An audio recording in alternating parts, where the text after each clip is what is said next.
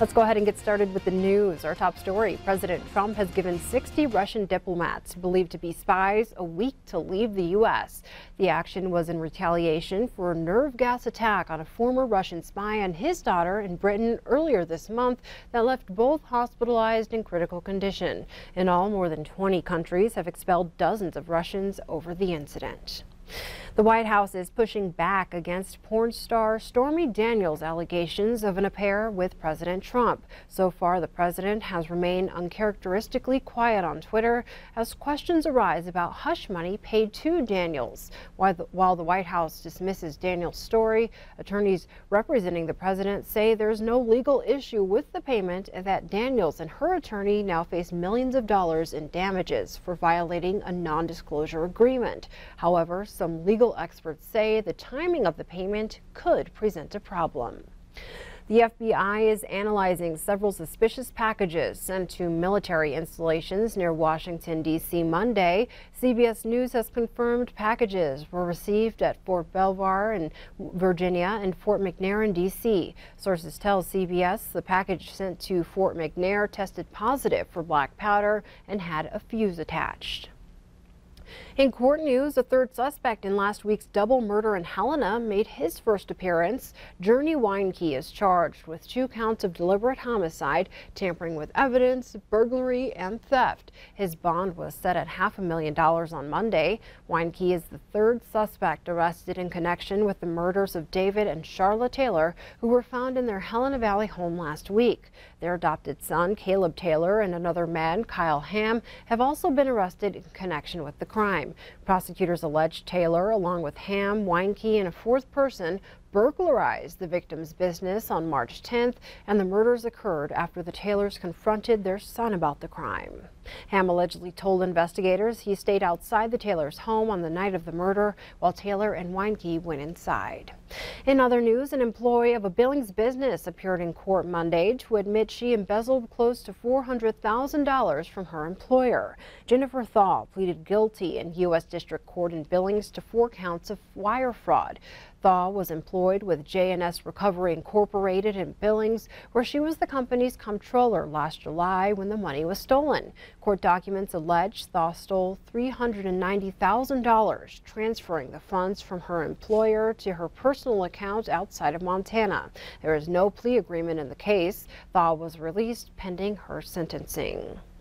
Yellowstone County prosecutors are still determining whether to retry a Montana man for alleged child molestation after his case ended last Friday in a mistrial. 30-year-old Harley Big Day is charged with 2 felony sex crimes for allegedly abusing an 8-year-old girl. The jury could not reach a unanimous decision, resulting in a hung jury. The prosecutor tells us, in a rare move, Big Day actually represented himself for half of the trial.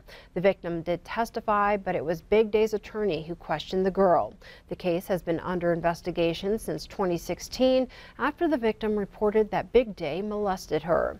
We're told prosecutors are interviewing jurors to understand their hesitation. Big Day is being held at the Yellowstone County Jail on $100,000 bond. In news from Billings School District 2, 5 candidates are vying to become the next superintendent. 3 of those candidates were interviewed by the Board of Trustees on Monday. Greg Upham is the current Helena Public Schools Assistant Superintendent, working in education since 1988. Rebecca Salato is the Chief Operating Officer for Action Learning Systems in Pasadena, California. And Ross Kasem of New Jersey has been the Freehold Township School District Superintendent since 2011. 2 other candidates, Barry Bryant and George Biggert, will interview today. The district hopes to select the finalist for the job this afternoon. In medical news, improvements are needed before Billings Clinic's Psychiatric Stabilization Unit can open. Billings Clinic held a ribbon cutting for the unit in February, and it was set to open on Monday. But the Joint Commission informed the hospital of new requirements. Billings Clinic will need to adjust facilities and protocols that treat patients with high suicide risk.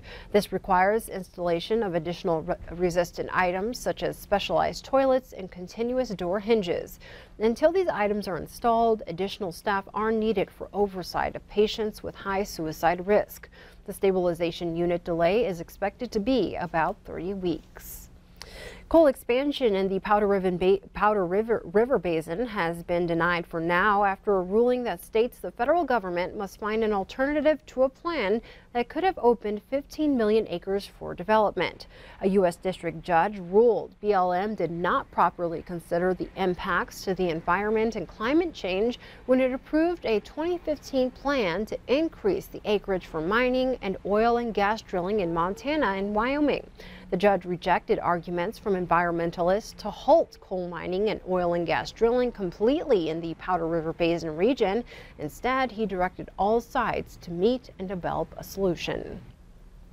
Meanwhile, a Billings pizza delivery driver is suing his employer for allegedly failing to properly reimburse him for delivery expenses. The lawsuit, filed Monday in U.S. District Court in Billings, alleges violations of federal and state minimum wage laws. The plaintiff works at Papa John's on the West End. The lawsuit states that the IRS gas reimbursement rate averages 50 cents per mile. The plaintiff says Papa John's only pays him about $1 per delivery, even though his deliveries average 6 miles of driving. Papa John's is shorting him $2.20 in reimbursements per delivery. The complaint claims that these lost reimbursements, along with the added cost of maintaining his vehicle, come out of his wage. The defendants have yet to deliver a response. After being closed for a year, the historic Rex Hotel and Restaurant will reopen with new ownership, and there's also some good news for gift card holders. When the Rex closed suddenly last February, the Office of Consumer Protection received dozens of calls inquiring about gift cards from the business. Attorney General Tim Fox says after looking into the matter, he soon realized thousands of dollars were at stake. The owner of the Rex was contacted, and Fox says has agreed to reimburse customers. The Larson family, who acquired the restaurant, did not give a date for when it will reopen. If you have a Rex gift card, you can get reimbursed by sending the original card and a written signed statement, including your full name, mailing address, phone number, email address, and the amount believed to be on the card. The reimbursement requests must be received by May 25th.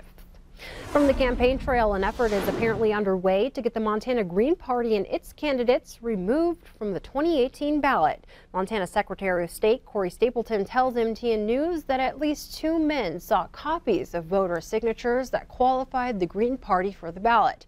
He says they're comparing the petition signatures to other records to see if any of the signatures can be challenged as invalid. The Green Party submitted the signatures to county election offices 3 weeks ago, enough to qualify the party for the ballot. 6 Green Party candidates then filed to run for various offices. Stapleton says he believes local election officials properly verified the petition signatures. In other news, a popular video game franchise that has some exotic locations for its previous games is adding Montana to the list. Plenty of people were on hand at the Missoula GameStop waiting for Monday's release of the latest Far Cry video game. Far Cry 5 is set in Big Sky country, and that's creating a lot of interest from gamers. Far Cry is a video game franchise that released its original game in 2004. Since then, there have been 4 sequels, and the game has been set across the world. Some gamers have already seen similarities from trailers and demos. The mountains, you have the valleys, you have the back roads that nobody knows about, you have the trails that everybody thinks are obsolete, you have the wolves, the bears, the camps that everybody's like, oh, I'm going to stay away from there. And then you have the adventures like any other Montana. The GameStop in Missoula had the highest number of pre-release sales of any GameStop in the country. And last year in Billings, a pair of high school students turned business owners want to egg your yard. It's a service that takes the hassle out of hiding eggs for your Sunday morning Easter egg hunt. Madison Martinez and Abigail Sparks are both involved in the Young Business Professionals of America. These young ladies went above and beyond their assignment to create a business model.